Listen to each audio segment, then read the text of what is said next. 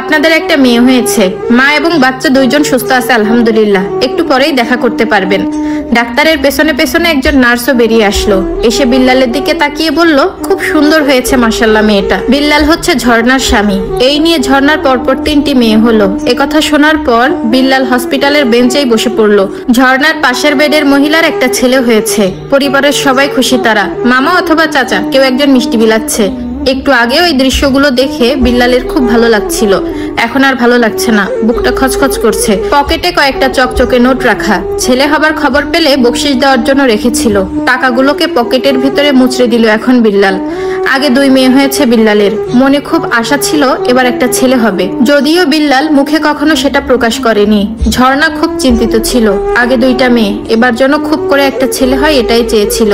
ডাক্তারকে কয়েকবার জিজ্ঞাসা করেছে চেকআপের সময়, কিন্তু ডাক্তার বলল এসব তথ্য প্রকাশ করা নিষেধ। ঝর্ণা বিল্লালকে বেশ কয়েকবার ভয়ে ভয়ে জিজ্ঞাসা করেছিল, এবার যদি মেয়ে হয় তাহলে তুমি মন খারাপ করবে কিনা। বিল্লাল অভয় দেখিয়ে বলেছিল বারবার, কোনো সমস্যা নেই, যেটা হয় সেটাতেই আমরা খুশি। অথচ মনে মনে খুব করে চেয়েছে এবার একটা পুত্র সন্তান আসুক তাদের ঘরে। এর মাঝে একজন বয়স্ক মহিলা এসে বিল্লালকে জিজ্ঞাসা করলেন, ভাই ডাক্তার সাহেব কোন দিকে গেছে জানেন? বিল্লাল উত্তরে বলল, আপনার কি মনে হয় ডাক্তারের খবরাখবর দেওয়ার জন্য কি আমাকে রাখছে, নাকি ডাক্তার আমার কাছে বইলা গেছে কোথায় যাইতেছে?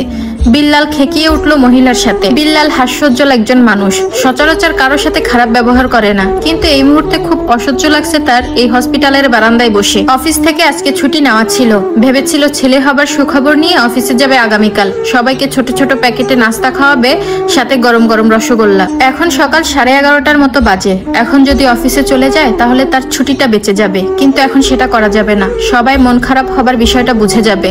আর এই মুহূর্তে এখন ঝর্ণার সামনেও যাওয়া ঠিক হবে না, ঝর্ণা ভীষণ বুদ্ধিমতী মেয়ে, বিল্লালের মন খারাপ দেখেই ধরে ফেলবে। একথা ভাবতে ভাবতে সিঁড়ি দিয়ে নিচে নেমে দ্রুত পায়ে হসপিটাল থেকে বেরিয়ে এলো বিল্লাল।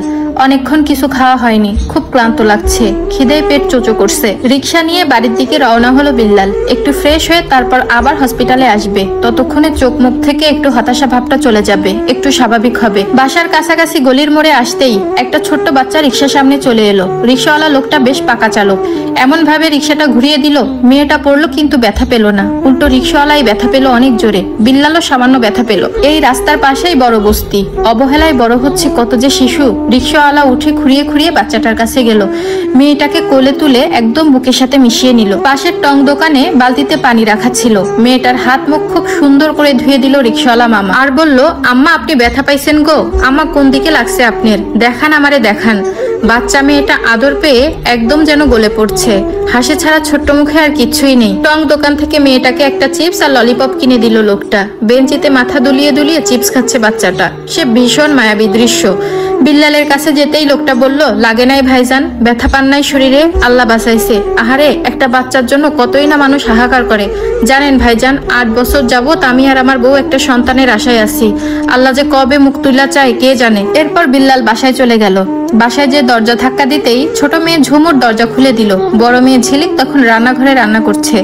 বিল্লাল সোজা বাথরুমে ঢুকে গেল, ইচ্ছা মতো ঠান্ডা পানি ঢেলে গোসল করে বের হয়ে এলো। বিল্লালের নজরে পড়লো মাত্র কয়েক মিনিটের ব্যবধানে টেবিলে খাবার দেওয়া হয়েছে, 1 গ্লাস শরবতও বানানো, পিরিচ দিয়ে খুব সুন্দর করে ঢাকা সেটা। পেটে ভয়ঙ্কর খিদে, দেরি না করে খেতে বসে গেল বিল্লাল। প্লেটে খাবার নিতেই খেয়াল করলো আলু কুচিয়ে ডিম দিয়ে রান্না করা হয়েছে, সাথে পাতলা মুসুরের ডাল। একটু ভাত মুখে দিয়ে চোখটা বন্ধ করে ফেললো সে, বড্ড চেনা এই স্বাদ। ছোটবেলায় সে যখন কিছুই খেতে চাইতো না, মাছ মাংসের বায়না করতো, তখন তার মা ঠিক এভাবেই ডিম দিয়ে আলু দিয়ে রান্না করে দিত।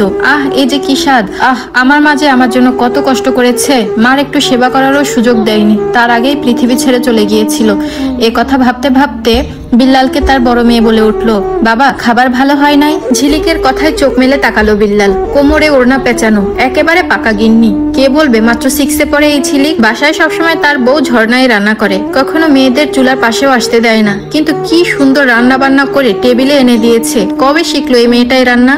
মেয়েটার দিকে তাকিয়ে বিল্লালের মনে হলো চোখের সামনে শাড়ির আঁচল পেঁচানো নিজের মাকেই যেন অবিকল দেখতে পাচ্ছে সে। কাজের ব্যস্ততার কারণে অফিস থেকে ফিরতে রাত হতো, কখনো মেয়েদেরকে নিয়ে এমনটা ভাবেনি। কখন যে মেয়েগুলো এরকম মা হয়ে উঠলো বুঝতেই পারেনি বিল্লাল।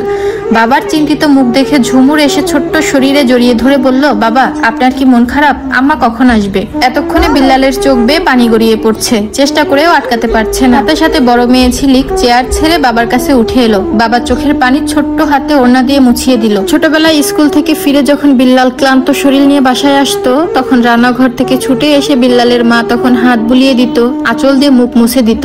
মায়ের শরীর থেকে রান্নাঘরের মশলার খুব চমৎকার একটা ঘ্রাণ পেত। ঝিলিকের হাত আর শরীর থেকে ঠিক মায়ের মতো ঘ্রাণ পেল বিল্লাল। আহ, কতকাল পর যে মায়ের ঘ্রাণ পেল। এই মায়া ভরা ঘ্রাণের কাছে পুরো পৃথিবীটাই তুচ্ছ। দুই মেয়েকে বুকে জড়িয়ে ধরলো বিল্লাল আর কান্না করতে করতে বলল, তোদের এই অবুঝ অধম পাপী ছেলেকে ক্ষমা করে দে মা। আমি যে আমার মাকে অসম্মান করলাম, ক্ষমা করে দে মা। আর কখনো এরকম করব না। বাকিটা জীবন তোদের নিয়েই বেঁচে থাকবো, আর কিচ্ছু